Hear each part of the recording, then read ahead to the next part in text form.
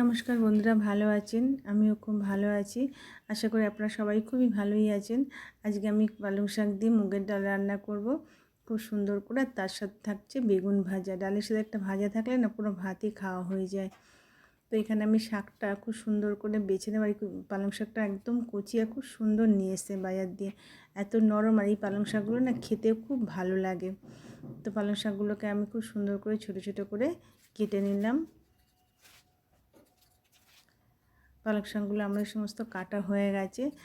আর এখানে আমি একটু বেগুন নিয়েছি। বেগুনটাও খুব ভালো আর কুচি একদম বেগুনটা নিয়ে এসেছে। তো বেগুনটা আমি গোল গোল করে এখানে ভাজা করব।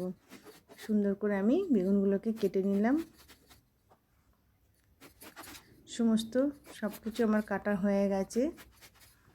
এবার আমি মুগের ডালটা একটু ভেজে নেব। মুগের ডালটা খুব ভালো করে একটু ভেজে নিলাম। ভাজার যখন সুন্দর একটা গন্ধ বেরোবে তখন আমার তুলে নেবো ডালটা। আর মুগের ডালটা ভেজে রান্না করলে না খুব ভালো লাগে। মুগের ডালে একটা সুন্দর গন্ধ বেরোয়।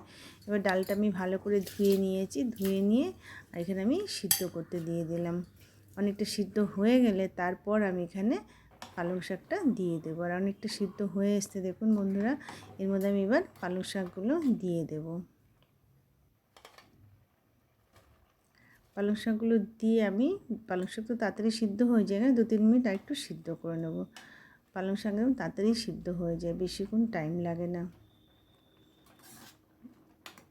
সব সিদ্ধ হয়ে গেছে। এবার আমি ডালটা সাঁতলে নেব। এখানে আমি অল্প সর্ষের তেল দিয়ে দিলাম, তেজপাতা, শুকনো লঙ্কা আর 5 ফোড়ন দিয়ে দিলাম।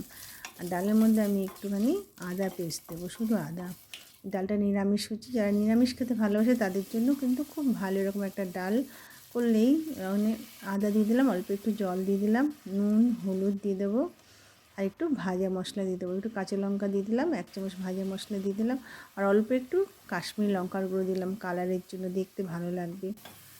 সমস্ত মশলাগুলো আমার কষানো হয়ে গেছে। এর মধ্যে আমি ডালটা দিয়ে দিলাম, দিয়ে 2-4 মিনিট আমি ফুটিয়ে নামিয়ে নেব। আর আমি এখানে ঘি বা গরম মশলা দিলাম না, কারণ রোজের ডাল তো, ওই জন্য ঘি বা গরম মশলাটা প্রতিদিন খাওয়া কিন্তু খুব একটা ভালো নয়, তাই জন্য আমি দিলাম না।